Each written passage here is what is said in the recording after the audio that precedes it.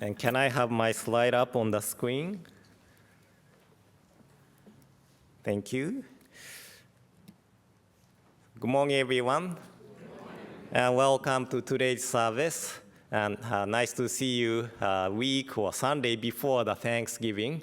We are not having the service next week, so this is the last time I see you November 2025, right? I hope you enjoy the holiday with your friends and families and whoever. Last Sunday, I was at LA, Nishi Honganji Betsuin. Have you ever been to LA Betsuin? Only few. LA Betsuin is big temple. LA Betsuin locates nearby the Little Tokyo in LA. So I was fortunate enough to stay at the Miyako Hotel in Little Tokyo, which has Shohei Ohtani's wall art outside. I was on the 10th floor, just behind Shohei's wall. So probably I was around his eyes or maybe helmet. But it's a really nice hotel, and I was surprised so many Japanese there. And then in front of the Miyako Hotel, they are now opening one of the ramen restaurants called Tenka Ippin that is from Kyoto. And Tenka Ippin is really famous ramen restaurant from Kyoto.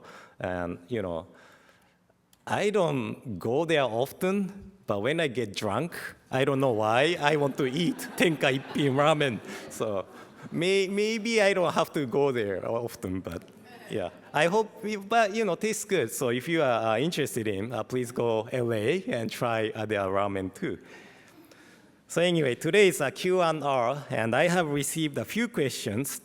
And I thought these two or three questions are really important questions. So rather than responding to every questions today, I want to focus on one question today. And then next time, I don't know if we have a Q&R next month, but I will try to focus on another question next month. And since this was the first questions we received, I will answer it today. So, what does it mean to meet, encounter, and talk with Amida Buddha? What does it mean to meet, encounter, and talk with Amida Buddha? So thank you very much for submitting this important question. So 2 weeks ago, we had ministers continuing education at the Jodo Shinshu Center in Berkeley, California. And the Japanese ministers discussed the translation of several doctrinal terms. But before talking about this, there is a parliament of the world's religions, parliament of world's religions. And maybe it was 2015 or 16 or somewhere around that time, they held the parliament in Salt Lake City, Utah. So there is a convention center, and then there was a parliament at the convention center. But Salt Lake City Buddhist temple is right by the convention center. So we decided to hold Ojo Raisan workshop. Ojo Raisan is one of the most beautiful chantings of our tradition. So we had 7 or 8 ministers, few played gagaku music, and then we did the workshop. We had probably over 100 people attending the workshop. So it was really a nice experience to showcase our chanting, our style of chanting to those who come from different backgrounds. But first parliament took place in 1893. And shortly before the establishment of the BCA, or Buddhist Churches of America, in 1899. So Reverend Banryu Yatsubuchi from Jodo Shinshu was present at that parliament, along with 3 other Buddhist priests from different traditions. So there was a presence of Buddhist priests at the parliament from the first time in 1893. But when I read the English translations of the Buddhist texts from this or that era, I feel the translators were still trying to figure out how to render Buddhist terminology into English. So as a result, Christian expressions were often adopted, and texts sometimes sounded like Lord Amida's grace and mercy, right? And then I believe I have shared this example before, but Christianity experienced a similar situation in Japan when they first came to Japan and attempted to translate Deus, a Latin word for God. So they asked the Japanese people who understand the Portuguese or Latin or something and then translate it into English. So the translator suggested to use the word dainichi. So missionaries began to use the term dainichi to spread the teaching of Christianity.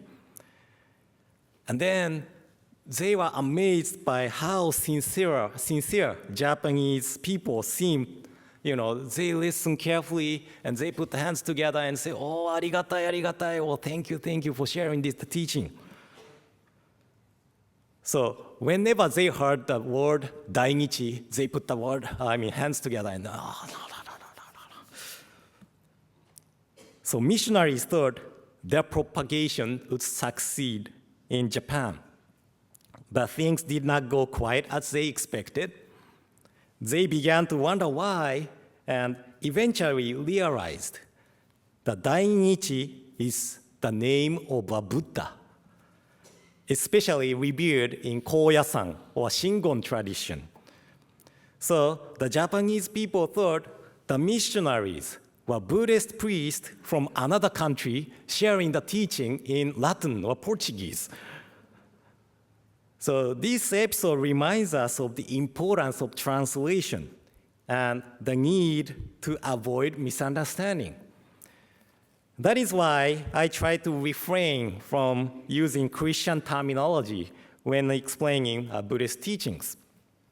So now, returning to the question, what does it mean What does it mean to meet or encounter Amida Buddha?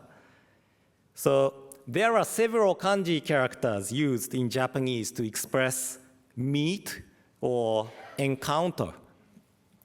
So since we are speaking from a Jodo Shinshu perspective, Shinran Shongin, our founder, carefully chose different characters in his writings. So this character, atai or chi, literally means value. But this character is often used in sutras to express encounter. And in the preface of Shinran Shongin's masterwork, Kyogyo Shinsho, he uses this character and writes, ああ、偶勢のご縁、多少にももう愛がたく。Our hard to encounter, even in many lifetimes, is the decisive cause of birth, Amida's universal vow. So, Shinran Shongin, being a brilliant scholar, chose a kanji with precision to express the nuance he wished to convey. So here he seems to emphasize that the encounter with Amida Buddha is a valuable encounter by using this character, chi. However, he suggested that this kanji be read as mou au. Do I have mou au? And this is a humble expression of au, meaning to encounter. And in English, encounter can suggest meeting someone unexpectedly, as if both parties are moving and happen to meet at one point. But according to the classical Japanese dictionary, au means it is not that one goes to meet the other, but rather that the other comes to one and one encounters them. So in Jodo Shinshu understanding, it is Amida Buddha who reaches us, allowing this encounter to happen. But still, what does it actually mean to meet or encounter Amida Buddha?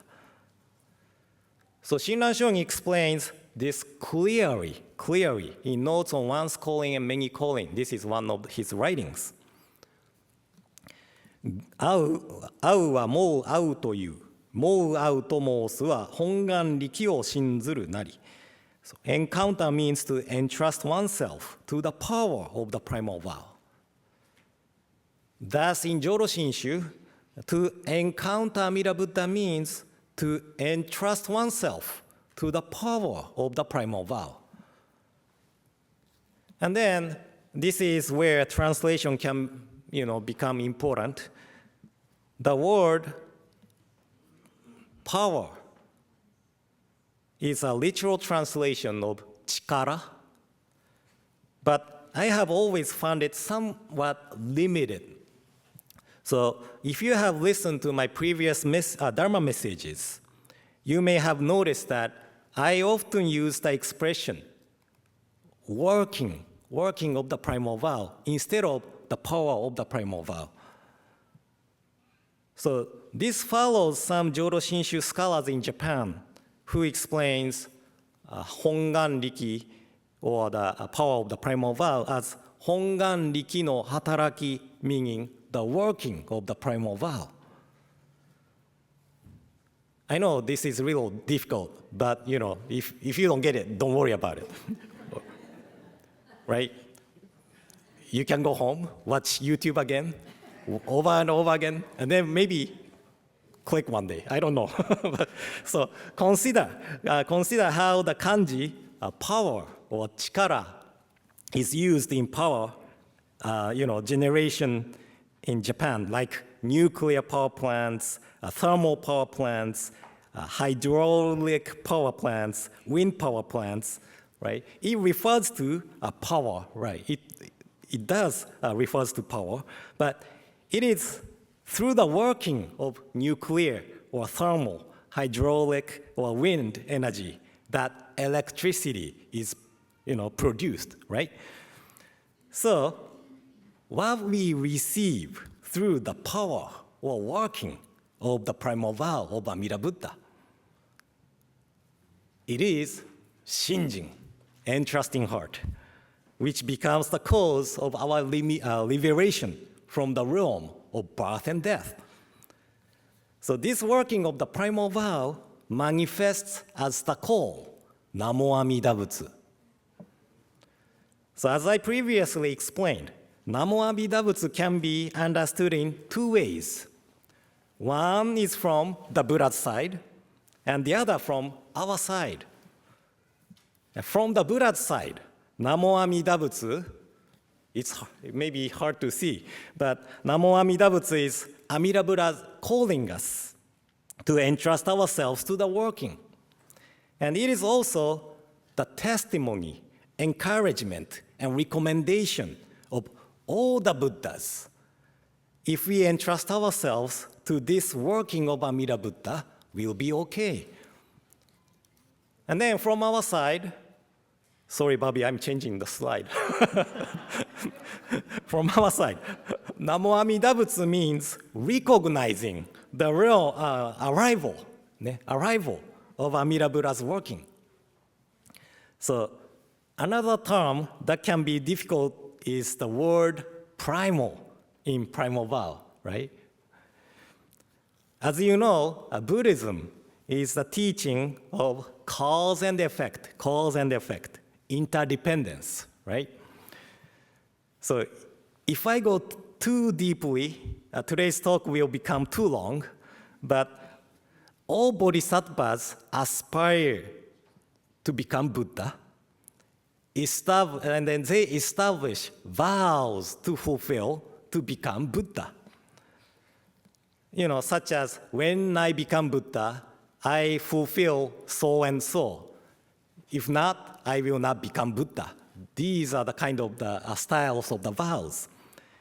And then there are the 4 universal vows shared by all bodhisattvas, as well as individual vows describing what kind of Buddha they aspire to become. So when Amida Buddha was in the causal stage as Bodhisattva Dharmakara, 48 vows were established. When we read Deep Mind, there were words like 48 vows, right? In this sense, primal vow refers to the vows established at the causal stage before the attainment of Buddhahood. But since primal also carries the meaning of essential or fundamental, the term specifically refers to Amida Buddha's 18th vow, which vows to liberate beings of Shinjin, entrusting heart, and Nembutsu, regardless of their abilities or qualities. And this vow assures that ordinary beings deeply burdened by afflictions can attain Buddhahood while still carrying those afflictions. So to recognize the arrival of Amida Buddha's working means to accept that this vow was established for a being like me, one full of afflictions. And with humility, modesty, and reverence, we receive this working in Namo Amida Butsu and recite Namo Amida Butsu in gratitude. So this is what it means to meet or encounter Amida Buddha. We are not seeing Amida Buddha in person and say, oh, hey, Amida Buddha.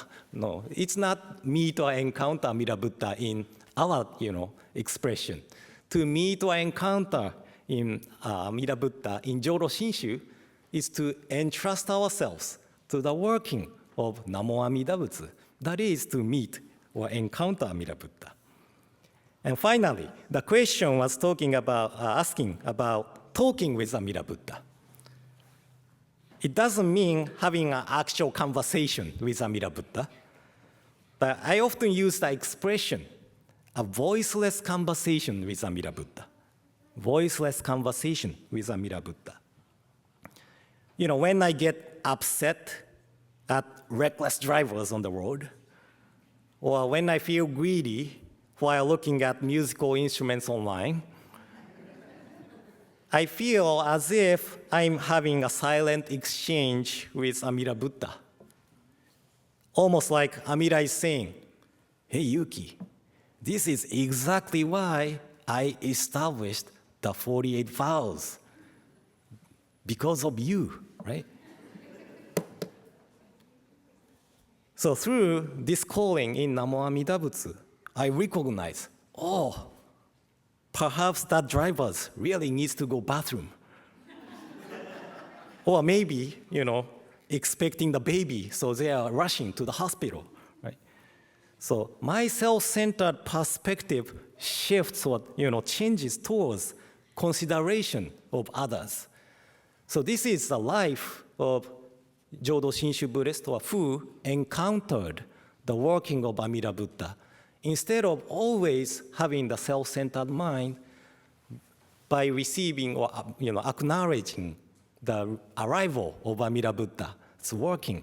We shift our way of thinking and consider about others' emotions and feelings. So this is what I mean by talking with Amida Buddha. Okay, so I hope this has answered the question. And today is the 4th Sunday of the month, so we will have a Dharma exchange after the service. So we can, further discuss about the teaching or whatever you want to discuss. Okay, so thank you very much for coming to today's service, and please join me in a show. Please put your palms together. Namo Amida Butsu. Namo Amida Butsu. Namo Amida Butsu. Namanda Butsu. Namanda. So today, as you see, I brought my bass guitar and my gear here today, and then I always try to be the first one to do something. And then I never heard of Buddhist minister play heavy metal in the Hondo, right? So I did play a few songs of heavy metal already, but I don't think any ministers. Oh, Ron, can I have my slider back again? I don't think any ministers or Jodo Shinshu ministers played one of the songs from Dream Theater. And do you know this band, Dream Theater?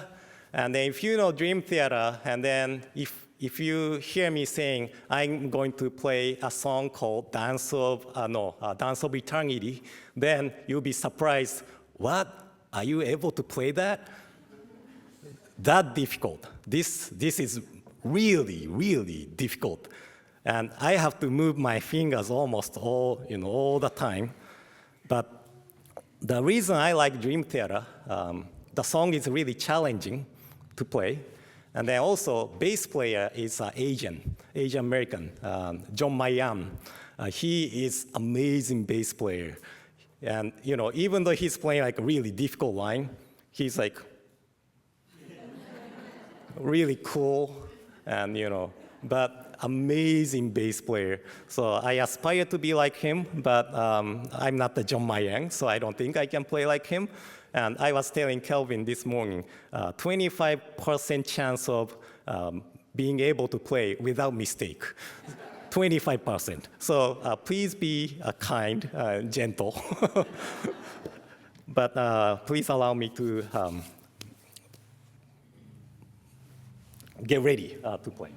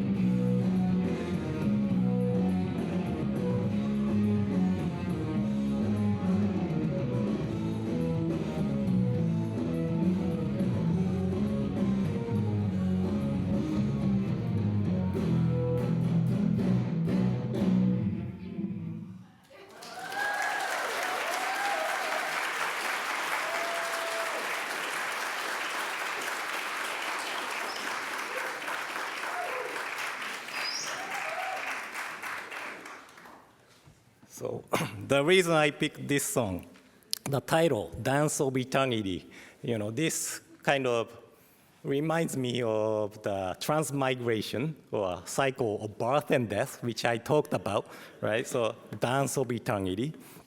Then also reminds me of importance of keep practicing, right? I encountered this song 25 years ago.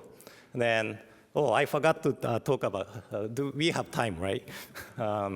So a few days ago, I received a text from a university friend saying like, I'm in San Jose now. Is Sacramento close by? And he is from Japan. So he was in Brazil for business, and then he stopped at San Jose. So he was saying, is Sacramento close by? And kinda. So I said, okay, I gonna drive, and then we had dinner together. But that friend, we often played Dream Theater songs as bassist and drummer. We tackled this song once, but it was too difficult, so we gave up. But after 25 years, I kept practicing it, and today maybe I did like maybe 40% accuracy, right? But if I keep practicing it, maybe one day I can play like 100%. So anyway, I hope you enjoyed. Thank you.